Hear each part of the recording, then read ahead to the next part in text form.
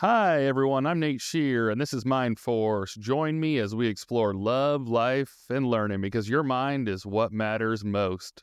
Today, we have Josh Nolan. We'll be talking about regenerative agriculture, the power of eating low carb, and cooking with whole foods. So, Josh, I want to give you the who, what, why. Who are you? What do you do? And why are you here? Well, I'm Joshua D. Nolan.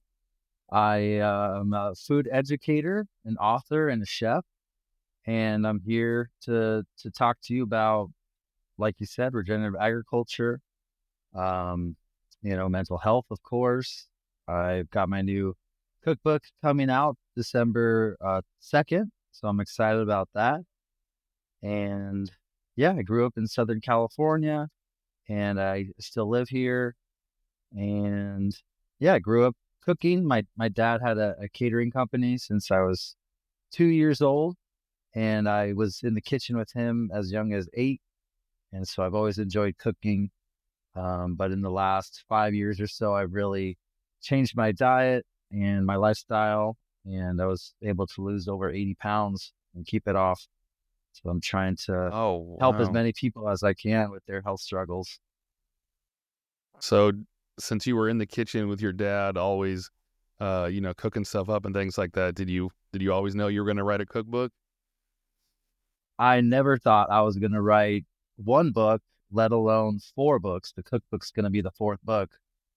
So it's crazy. Jeez. Life takes you in a certain direction. And if you don't go with it, you're fighting the flow. And, things happen for a reason. So I'm really glad they did. It was a lot of work, but these are recipes that I've been making for years.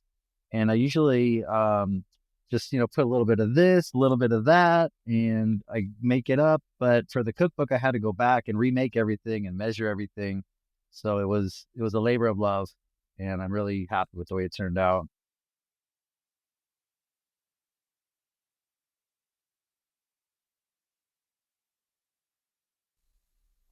I think I lost you, Nate. Let's see if it can reconnect. Oh, there he goes, maybe?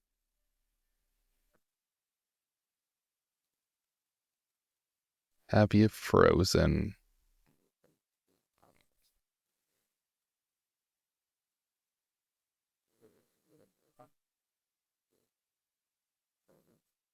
Oh, are you back? Oh, yeah, back. Okay. I lost you for a second there. Where did I cut off? Oh, just at the beginning. So, you said you're writing the books, so it's pretty far back. You said kind Um, of follow the journey, when the call calls you, you got to go after it. I was going to try to jump in and ask a question about book writing because I've always wanted to. It always just feels like a very big, daunting task. So if anyone is going to write a book, what are your thoughts on like how you get your thoughts together, make an outline? I'm sure there's like some aspect of consistency, just doing it every day, or how does the book actually come together? yeah, I mean, it's all about just getting everything that's in your brain just out, just onto the paper, onto the computer. Just start typing. And like you said, just being consistent, working on it a little bit every day is a great way to go about it. And once you have, everything out on paper, you can go back and you can massage it and you can fine tune and edit and make it, really nice. There's an analogy of, just pouring all the sand out and then going back and making it into a beautiful sandcastle. And so, Dang, it with the makes technology sense. these days, it's really easy to publish your own book. Amazon, KDP, you can upload your book for free. And using Fiverr or other like gig services, you can have people help you with the editing, the proofreading, formatting, the graphics, and all that. So it's really attainable. So I'm curious with Amazon. I know my mom had wanted to write like a kid's book or something, but she had heard, some of the proceeds and how they divvy that. How exactly does that work on, do they take a portion or how does Amazon work? Is that where you're at on Yeah, Amazon? I publish on Amazon. I also publish on Ingram Spark, which is where libraries and bookstores can order copies from. Hmm. But yeah, Amazon takes a percentage. It really depends on what options you choose. If you're exclusive with Amazon, like for the ebook, I think you get a certain percentage versus if your ebook is other places. And I mean, Amazon really has capitalized the market, and I would recommend just be exclusive with Amazon, at least for the ebook. And then the paperback and hardcover you can do other places. But yeah, they sell it on the website. You can do an ebook, a physical book, or even an audio book. And um, yeah, they'll send you your royalties every month, and it's really not a huge money maker. Maybe if you get like a #1 best-selling book, you can make some good money, but it's really, a labor of love and a way to tell your story and share with people and build some credibility. Yeah, absolutely. Just giving back to the people. I know I get that a lot. Like, oh, how's the podcast going? I'm like, I got like tens of listeners and I got to pay to host it and I got to pay for all these Right. different services and sites. So I'm like, Mm, I'm definitely in the negative, but that's, not the point, obviously, just to take care of others and get that stuff out. yeah. But I did want to back up and ask you about the recipes because that hit so close to home for me because I'm just throwing stuff in there. I have no idea. Mm, So I'm curious, like, did you have to go back and kind of slow down and figure out like what the actual, because if you ask me some of my favorites, like teaspoons or tablespoons, there's no way I'd be mm. able to tell you. I'm just chunking some stuff in there. So how did you go back and recreate some of those? Yeah, that's exactly what I had to do. I keep notes. I use like Evernote, and I keep notes of the recipes that I do, and just, I put this and that and whatever. And so I had to go back and I had to, look and see, okay, I put this much in, and then I have to measure and see like, okay, how many tablespoons, teaspoons, and whatever. And yeah, it's quite a bit of work. It was more than I anticipated. But, me and my wife ate really well over the past, 6 months, getting to eat all the recipes that I made. And, um, it's really fun. But yeah, I'm just like you. I just kind of eyeball it, a little bit of this, a little bit of that, see what I have in the pantry, kind of throw something in and make it work. But That's awesome. definitely had to go back and fine tune it. Could you give us a quick like elevator speech, 2 to 3 minutes or whatever of the four books? I'm curious the books and what they're about. Yeah, definitely. My first book, Living the Protein Lifestyle, it's my story of my health evolution, how I overcame depression, food addiction, and lost the weight. Um, that that was really a lot for me to share all that, but I was really passionate about it. I had found a lot of success, and I just wanted to share it with as many people as I could to help as many people as I could. And the second book is a workbook. It's a step-by-step guide to help people start living the protein lifestyle. And I just want to go back and touch the protein lifestyle. It's not just about protein. It's based on the three pillars of health, which are nutrition, fitness, and recovery. Which in recovery I include mental health and physical recovery. So it's way more than just about protein. But the workbook is a guide to help people start. It's got um, information that you can use to learn about these different things, and it's got action steps, and it's got questions to help you reflect on where you are and where you need to start. Um, and then I diverted from the protein lifestyle and wrote a book about irritable bowel syndrome. It's called Hmm. Irritable Bowel Syndrome Relief. And, I wrote that because a few of my really close family members were struggling with IBS. One of them was constipated, one of them had diarrhea. And so I really dove into it and did a lot of research. And I realized that I too, at one point in my life, had IBS. And when I had changed the way I was eating, it cleared up and it went away. And so it's really like a holistic look about IBS and other digestive disorders that people are dealing with and how they can cure them without medications and, find long-term relief and eventually start eating the foods that they love that might have bothered them at one point. And So then, you said that. Oh, sorry. well, then, so naturally, the third book in the Protein Lifestyle series, I thought would be a cookbook to share all these recipes that could be so vital in helping people regain their health. Nice.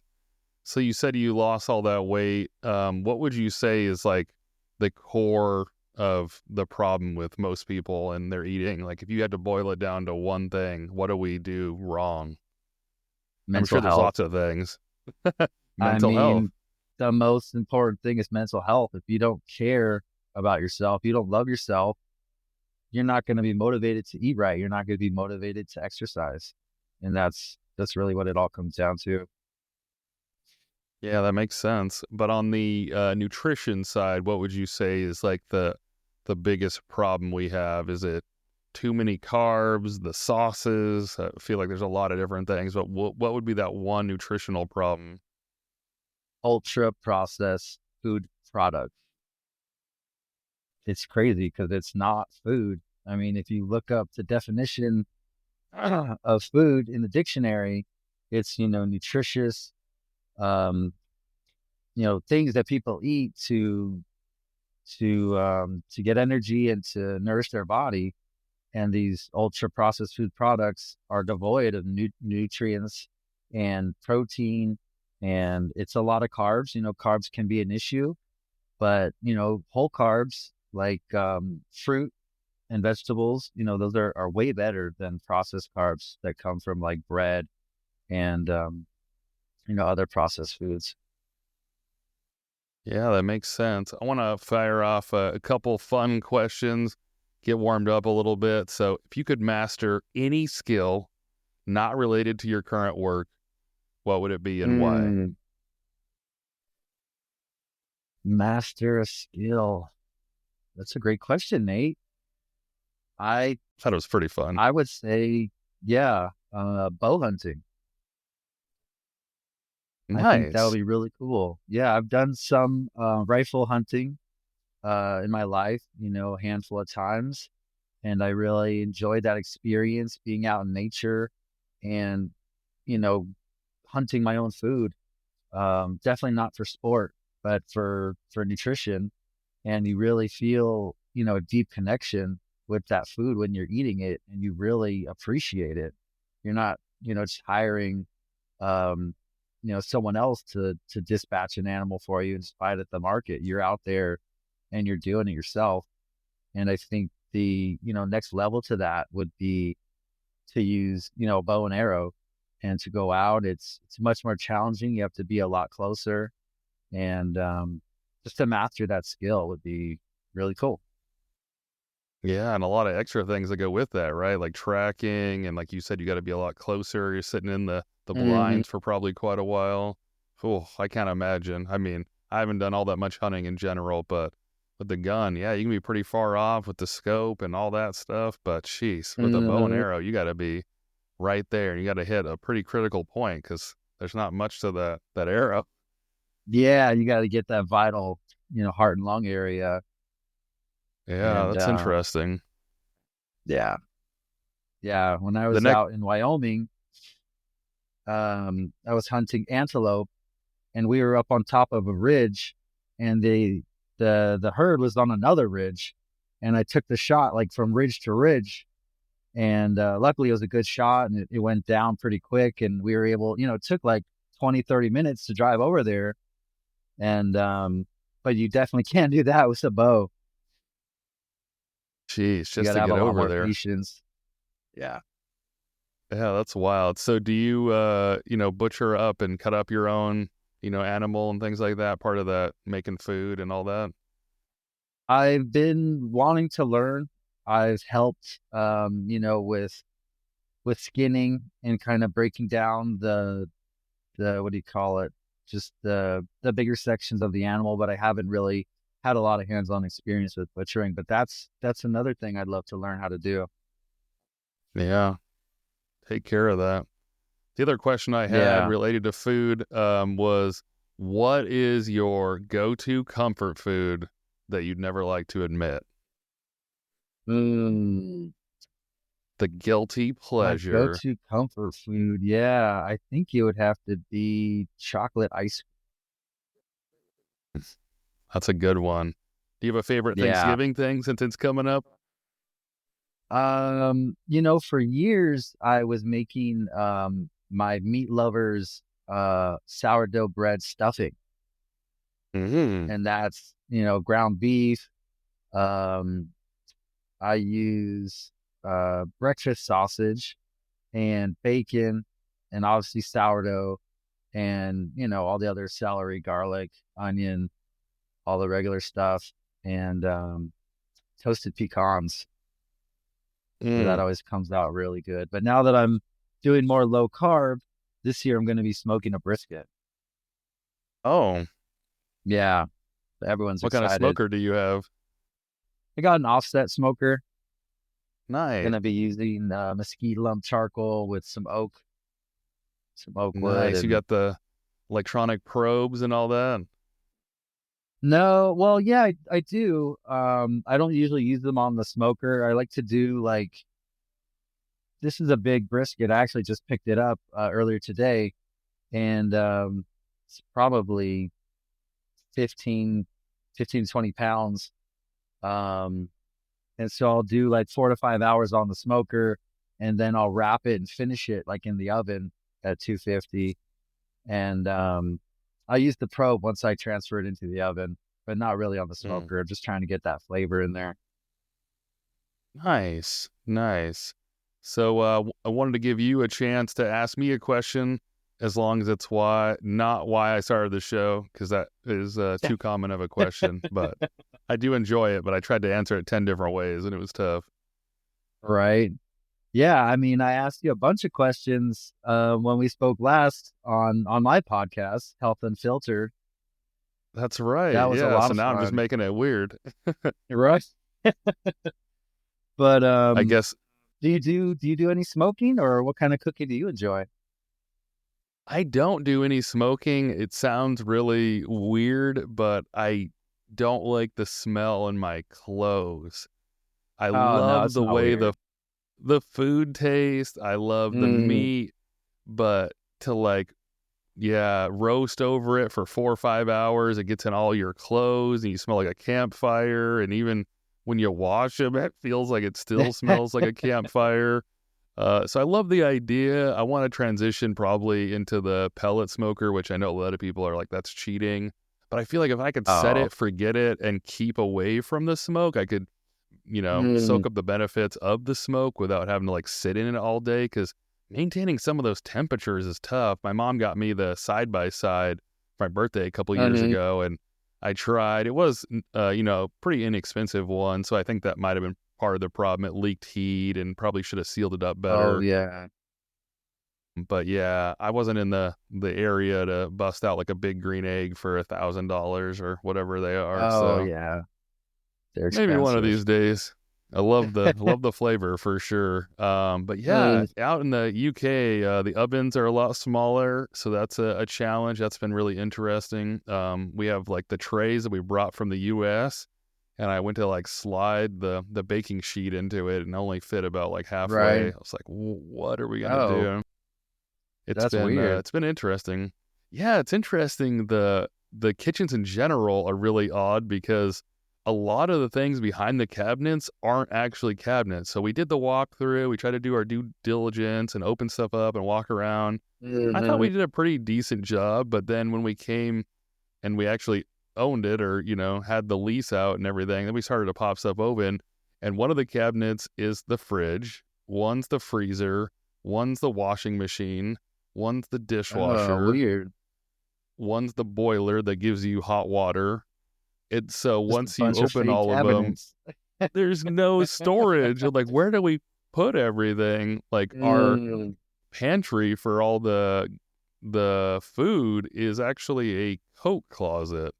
So we just switched it to mm. a pantry because Yeah. We had to find some place to put something. But yeah, it's been interesting cooking. It's different, definitely more options than Japan. Japan, we were there a year ago, and they don't have ovens at all. Their main cooking way is a drawer-like thing that you put fish in. It's like a fish oven. Oh, So you interesting. pull out this little drawer, you put the fish in there, and it's like a small oven. So I guess it is an oven, but really, really small, and only really, is good for fish and things like that. So pretty interesting. A lot of things we had to get used to. We had those like first world problems. We didn't have a garbage disposal or dishwasher, so we had like a drying rack and just, things that are a little bit different. Can't throw everything down the drain and whatnot. But Right. yeah, it's been good. Sweet. Yeah, but let's transition into the regenerative agriculture. So the first question I have for you is, what is it and how does it differ from conventional farming? So let's get the foundation of what this is. Yeah. Regenerative agriculture is, managing animals in a way that you're increasing the health of the land and not degrading it. There's a lot of different methods. There's rotational grazing where you're putting animals in a spot for a little while, let them eat down the pasture, and then you're moving them off somewhere else so that the pasture can regrow and it can utilize, the manure from the animals, and it's sinking carbon into the soil versus degrading the land. If you put a bunch of animals out and just let them eat whatever they want, they eat all the grass down, and then you're left with like dirt and dust, and that erodes, and it's a big problem. Um, and then as far as traditional agriculture, it's it's full of chemicals. They're using chemical fertilizers, chemical herbicides, pesticides, and the fertilizers are salt based, and so they build up in the ground, and eventually there's it's really full of salt, and it's hard to grow. And then when they're tilling the soil, they're killing the microbiome of the soil, which is actually what breaks down the organic matter and feeds the plants. And so, the soil here in the United States, where they're doing, you know, the big agriculture operations, they're just degrading the soil more and more and more, and they need more fertilizers. And it's a real shame because the food is not as nutrient dense, and the land is just getting degraded to such a state where eventually they're not going to be able to grow stuff on it anymore. Yeah, that makes sense. So for people that aren't farmers or have any awareness, could you give an example of like a crop that goes with a specific animal and how that kind of all comes together?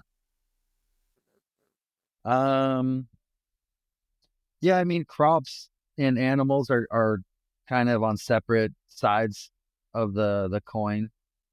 Um, you can bring in animals to clean up crops after you've harvested it, and they'll go through and eat all the stalks and all the leftovers. And pigs are really good at rooting around and digging through the soil and cleaning it up, and then they're leaving their manure around and enriching the soil with that.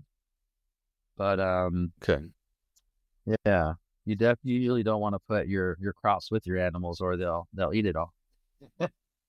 That makes sense. Are there certain crops that, go with each other in a rotational basis that are pretty common, one after another? Yeah, yeah. I mean, so that's regenerative agriculture. Crop rotation is something that they do. They'll have one crop one season, and then the next season they'll put in a different crop, and they kind of work together to help rebalance the soil and not strip it of all the nutrients.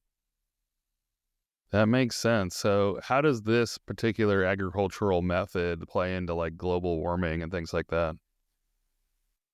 So I mean, when you're sinking carbon into the soil, you're not exposing it into the atmosphere and contributing to global warming.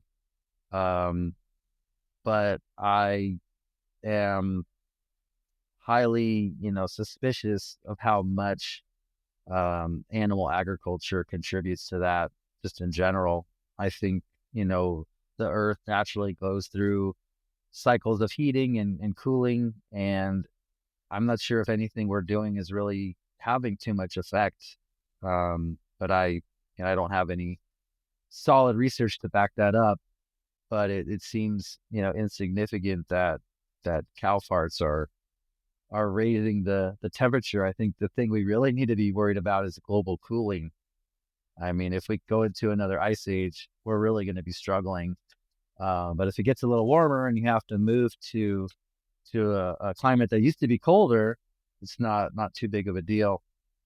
That cold is really what can get us. Yeah, I saw a couple different articles on the cow farts. That's interesting. I guess I don't know enough about that, but I saw they were trying to put bags on their butts and I guess filter it or something that went That's along with that. crazy. Yeah, it's I mean, I wild. guess we can use it as a fuel or something, maybe. Maybe that's the next fuel Yeah, because I want to go to electric. It's really just cow farts. That's you great. there's something about collecting methane. They have, methane collection systems where you're collecting methane from trash or manure, and that's definitely a resource that can be utilized. But I don't know, if it would pay off in the efficiency equation. But So, the listeners, biggest oh, go I ahead. was gonna say the biggest thing for regenerative agriculture is the quality of the meat that you get from it. When you're raising animals more naturally on pasture, they're healthier, they're getting sun, they're getting fresh air, they're eating their natural diet, as opposed to factory farming when you keep them in confined areas and you feed them unnatural feeds. They get really big and fat and they are unhealthy, and I feel like that's reflected when you eat it. If you're eating unhealthy things, I think you're going to be unhealthy. And, it's sometimes higher quality meat can be more expensive. So I want to point out that it's important to get enough protein, even if it's not the highest quality protein. It's better to buy a steak at Walmart than to, get a grass-fed steak from Butcher Box or from any of the, other regenerative agriculture farms out there. Yeah, so that's another question I had on the consumer side. We kind of touched on farming and farmers in the last couple of questions, but for consumers, are there things, do you have tips or tricks when you're looking? Are you looking for certain cuts or what are you doing as you're going through the aisles of the meat section? Um, I mean, that's really the key is when you go to the store to stick on the outer edges of the supermarket, because that's where all the whole food is. That's where the fruit and vegetables are. That's where the meat is. But in the center aisles is where all the processed foods are. And that's, I think, what's really doing the most damage as far as, obesity, heart disease, high blood pressure, all these common diseases that people are seeing these days. And as far as, different cuts or different types of meat, it's really up to you what you can afford, what you like to eat. Some of the cheaper cuts can be really good. I mean, you can do a lot with ground beef. You can do a lot with chuck roast. Recently got really into chuck steaks, which are really good. You just throw some salt on them and just grill them up, and it's a delicious meal in itself. But I mean, there's a lot of variety. Pork, chicken, fish, lamb. Um, it's all great, and people aren't getting enough protein or fat for that matter. I mean, fat is an essential nutrient, and it got a bad rap back in the mid 1920s. The sugar industry funded research, and they paid scientists to shift the blame towards fat and take it away from sugar, when in reality the sugar was doing all the damage. Yeah, I remember in school we used to go over the food pyramid so hard. You were supposed to eat all this grain and everything, and then Yeah. come to find out when I was an adult, the study was funded by the grain industry, which was kind of comical. I'm like, no wonder we were supposed to have 7 to 11 servings of grain. I'm like, that's way too much, like No wonder carbs, and everyone's obese now. it all makes Yeah. sense. That triangle or pyramid was all out of whack. We probably needed a little bit more of the fats and some other stuff. So, but I guess More that like the transitions. triangle of sadness. Yeah, into sadness. Yeah, you're not happy. You don't like what you eat, and it doesn't, make you any smaller. But I think that Yeah. transitions us into the low carb, which is the next section. So, can you talk to us about how low carb diet can possibly impact your overall health and some of those energy levels? Yeah, yeah, definitely. I mean, there are no essential carbohydrates. There's essential proteins, essential fats, but you do not need carbohydrates to survive. And yes, your brain does run on glucose, which is converted, carbohydrates are converted into glucose, into sugar in your body. And for some people, athletes or people that are exercising a lot, they might need more, carbohydrates to thrive, but they're really not required. And your body can produce uh, glucose on its own via gluconeogenesis from protein, and it's really detriment to society. All the carbohydrates that people are eating, it's really way too much. And when you eat carbohydrates, they get converted to glucose, as I mentioned, and that spikes insulin, and you the sugar is stored as fat in your body. If you're not using it, it gets stored as fat. So especially if you're trying to lose weight, you should try to cut down as much carbohydrates as possible, because if you're storing it, you're not burning it, and it's really critical.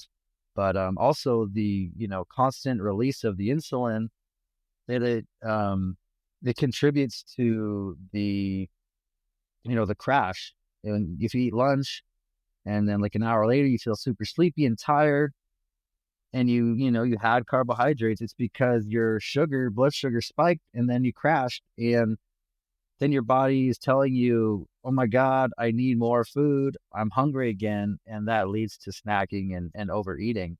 But if you're eating more protein and more fat, you feel full, you feel fuller for longer, you don't get those crashes, you have more energy, and you're getting all the nutrients and vitamins that are in those foods. I don't think people realize how critical fat is for so many different functions of the body. You take the sunlight and you take cholesterol, and your body turns it into vitamin D. And a lot of people are deficient in vitamin D, and it shows up in a lot of different ways in people's health. Interesting. So people will say good fat and bad fat. Is that true? Um, I mean, Like, dietary fat, it's yeah, all good. all good, all good. Yeah, Okay, definitely. get those Cholesterol is avocados. excellent. Yeah, avocados are a great source. Definitely. Okay, and then I was curious, what are your thoughts on the carnivore diet? Because we talked on this protein diet. Closely related, same thing. Um, it's adjacent. So I did the carnivore diet in January of this year, excuse me, as an experiment, just to try it out and see.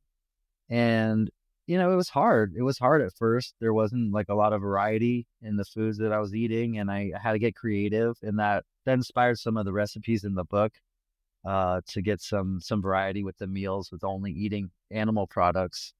Um, but it really served as an elimination diet for me. After the 30 days of doing that diet, my cravings for sweets and for starchy carbs really just went away, and I was really just craving more meat and more animal protein. And I Hmm. actually had plateaued on my weight loss and my strength gain, but after doing that, I started losing more weight again.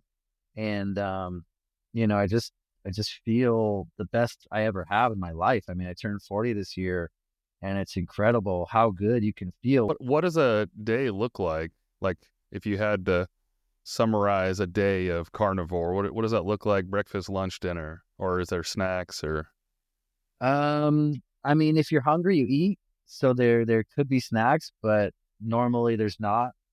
For breakfast, I had my wife didn't finish her ribeye steak from the other night, so I had half a ribeye steak and two fried eggs for breakfast.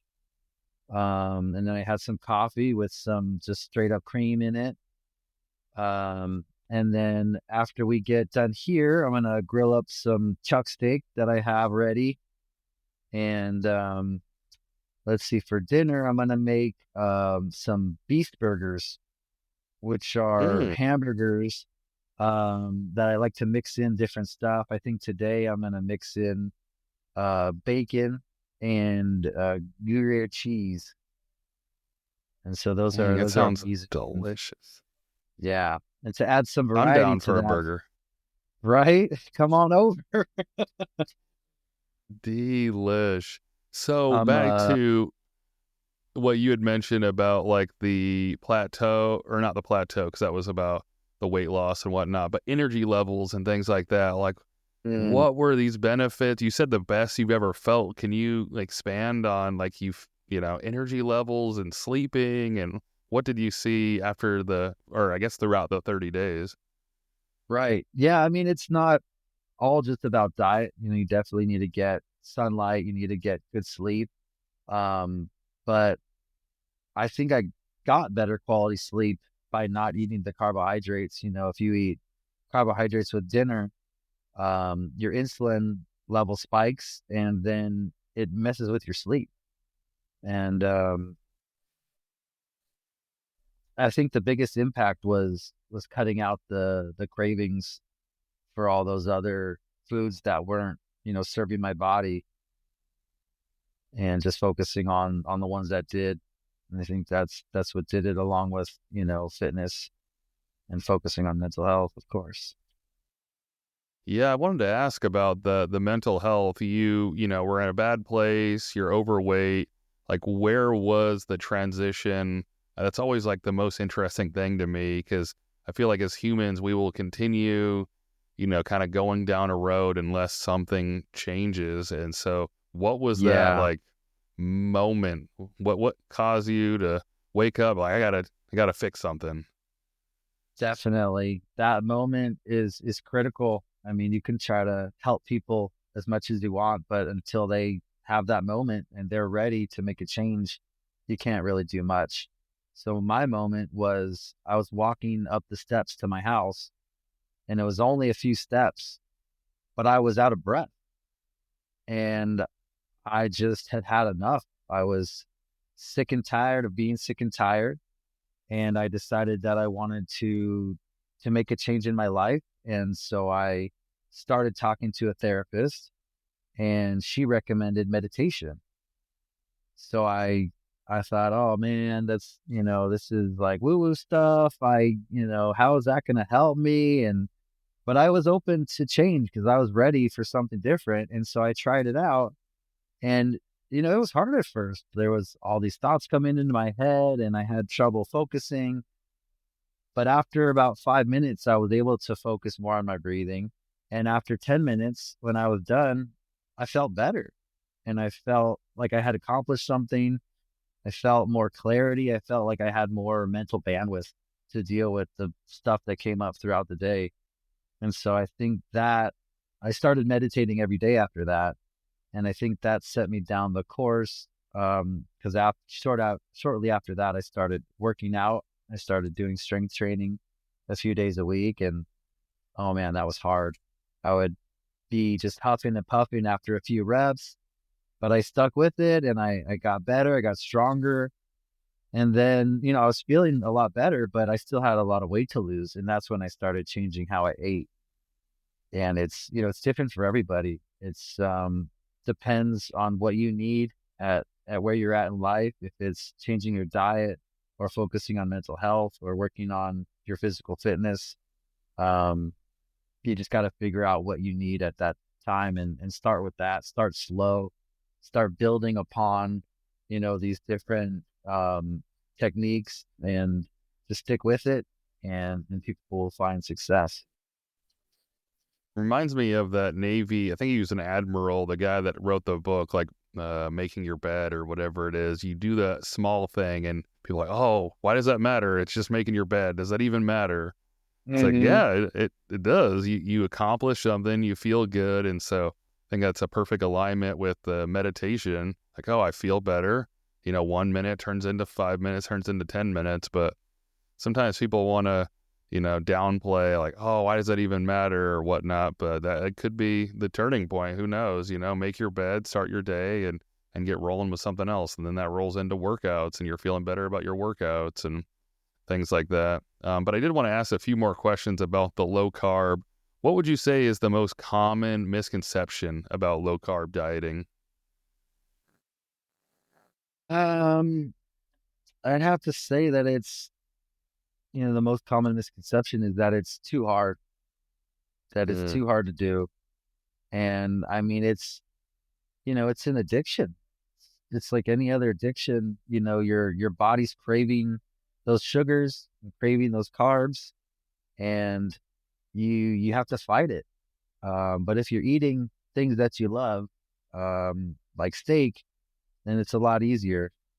But it is difficult, but it's achievable. I mean, there's a lot of people that are doing low carb, keto, carnivore. They're all pretty similar. They're a little different, but um, it's achievable, and it makes a big okay. impact. I mean, I've heard so many different success stories. I met a doctor in San Diego this past summer. I was there for the Symposium on Metabolic Health, and she works with patients with Parkinson's.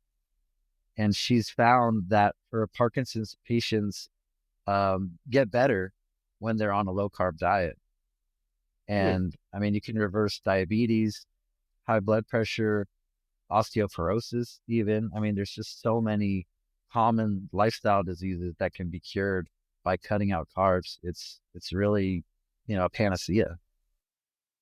Yeah. So for people that are like, oh, that is too hard. I don't know if I could do it.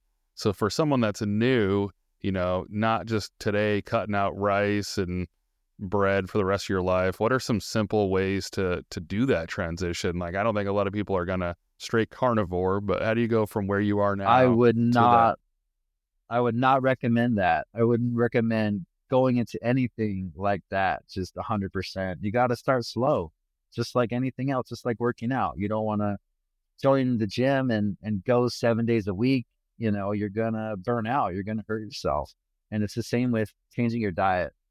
I think just adding a little bit of protein to every meal and going like that slowly, it could be an extra egg for breakfast. It could be adding an extra hamburger patty to your hamburger. I mean, just starting slow and slowly working up, it's a great way to get started because it's That's got to really go back.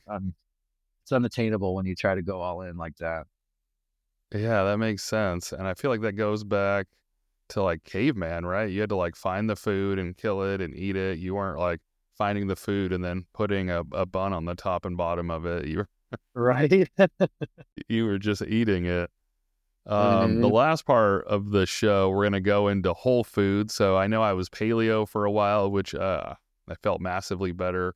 But what are the benefits of cooking with whole foods compared to all this crazy processed stuff? Yeah. I mean, whole foods, they have nutrients, they've got minerals and vitamins, and it's really what they don't have is all the chemicals and all the processed junk that processed foods have. And it's, whole food is anything that comes from nature, any animal, any plant that you eat. And, sometimes I worry about eating too many, plants, just for the fact that they can't defend themselves like animals can. They can't run away. They can't fight. They can't hide. But what they do is they use chemicals to protect themselves. If you eat a spicy pepper, you get that reaction. You start sweating. You're like, oh man, that's spicy. And that's the plant trying to say, hey, don't eat me. And so that's all they have. And so, throughout history, people have prepared plants in certain ways to mitigate those reactions. And I think we've really lost that. And for me, I try to avoid eating plants as much as possible. I do eat fruit, which I believe is um, the plants are encouraging you to eat fruit because of the colors and the sweetness because they want to spread their seeds. But plants, I don't think they really want you eating the leaves and the stems and the roots, the things that they need to survive.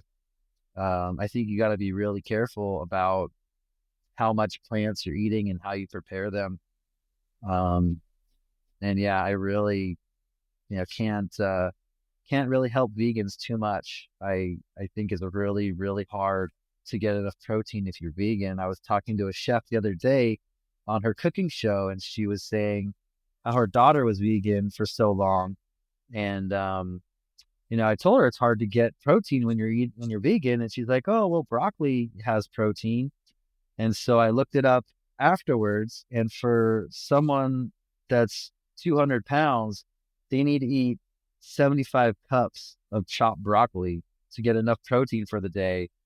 And I think that would really mess you up if you tried to do that. Ugh. I'm assuming the Yeah. fiber that goes along with that would jack you up. Isn't there fiber Yeah. in? Yeah. There's a lot of fiber. Yeah. And, it's interesting. Some carnivore advocates say you don't need fiber.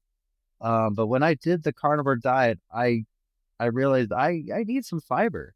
And, I got kind of backed up for a couple of days. And so I started supplementing with some psyllium husk powder. And now I just eat the fruit, which has a ton of fiber in addition to all the nutrients and some carbs, which, are fine in moderation. So that's kind of where I'm at now is mostly carnivore adjacent with all the meat, animal products and fruit. And then, I mean, Makes sense. I'm not strict 100% of the time. I think that's not attainable. I've been at this for a while now, and so I'm doing like a 90-10 meal plan where 90% of the time I'm on plan and 10% I allow myself to flex. I call them flex meals. And so I eat, whatever I want, but I still make sure to prioritize the protein when I'm eating like that. Hmm. Yeah, that makes sense.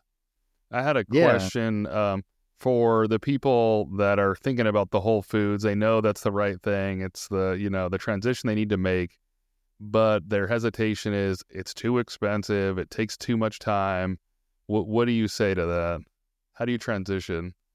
I mean, if you're sticking with meat and meat's a whole food, it can be expensive, but there are more economical cuts. But if you're eating meat, I mean, you're going to be full and you're not going to need to eat as much, by volume if you're including, breads and pastas and rice and, other things. So, it can be expensive, but it's definitely moderated with the amount that you're eating. What was the other part of that question? Oh, just that people will say that it takes more time because, a lot of things I think are That's right. shortcuts. It's frozen, it's Yeah. packaged, it's whatever. I mean, if you have a grill or, a cast iron pan, you could grill up a steak if you have like a 1 inch thick steak, you could grill that up in like 6 minutes and have a fresh steak. And, Mm. I've also got included in the cookbook a recipe for making a steak in an air fryer, which you can make Hmm. fresh or frozen. You could put a frozen steak in an air fryer and have it fully cooked under 20 minutes. And it gets nice and, charred on the outside. And it has to be at least 1 inch thick or it'll get overdone. But yeah, you just Mm. put a bunch of salt on there, throw it in the air fryer. Halfway through, you flip it, and you're done. You're ready to go. Hmm. Something I gotta try. So I Yeah. want to see if you can bring it all together. How does regenerative agriculture, geez, words are hard, low They carb are. eating, and whole food cooking work together to create a sustainable and healthy lifestyle? Yeah. I mean, if you are eating, regeneratively raised foods, you're helping the environment and you're helping yourself by getting the additional nutrition. And if you're eating, low carb, you're helping yourself, you're healing your body. And it's yeah, it's just incredible the benefits that you get from that. And I forgot the last part of that, bringing it all together. whole foods, low carb, and then the agriculture. So I think you touched on all of them, how it comes together. Good. I did have one more question. I guess we're backtracking, but I'm kind of curious on the carnivore. You said you had to make the adjustment of the fiber. Was there any other adjustments that you had to make throughout that process, or was that the one just switching over to fruit? You know what? I did cheat a little bit. I ate blueberries. I would have Mm, blueberries at night because I had a habit of snacking on sweets at night, and it's something that is really hard to get over. And so I would eat some blueberries at night once in a while. Um, and yeah, after I did the carnivore diet, I started reincorporating different foods back into my diet, and it was incredible the difference that you would notice. Eating some rice, I never really noticed before how sluggish it made me and how sleepy and like the brain fog and all that. And so it really took doing that elimination diet to realize the effect that these foods were having on my body. oh, that's wild. I'm gonna try this for 30 days. I don't know when it's gonna happen, but maybe after the holidays. I'm definitely not doing it before Thanksgiving Well, or Christmas. January But is a Jenny, World Carnivore Month. It's a perfect time to start. I'm gonna do it again, and I'm gonna try to do the super strict level 1 carnivore, which is just water, beef, and salt. No I got to start coffee, with the eggs. no soda, no nothing. Oh, Just a lot of eggs, a lot of steak, a lot of ground beef, maybe some beef ribs. mm, it We'll sounds see. We'll see how it delicious. goes. Yeah, Yeah, I'm it is. excited for January. Well, Josh, we talked about a lot of different things. If you had to summarize, what's the one message you have for the listeners as we depart? Start slow. Figure out what you need to find success in your health, and just prioritize protein. Anytime you're eating, eat protein first, and then you can eat the other stuff, and that's really going to make a big difference. Good stuff. Well, thank you, Josh, for coming out.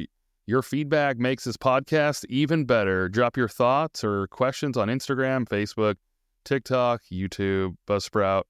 And thank you for being a part of this Mind Force journey. I love you all. See ya. Yeah. So, as we go to close out the show, Josh is kind enough to have a free giveaway. Let's hear about the details. Yeah, I've got my portable protein solutions guide available on my website for you guys. It's a great resource to help you keep fueled up and stay full on protein while you're out of the house on the go. And you can get that on my website at joshnolan.com.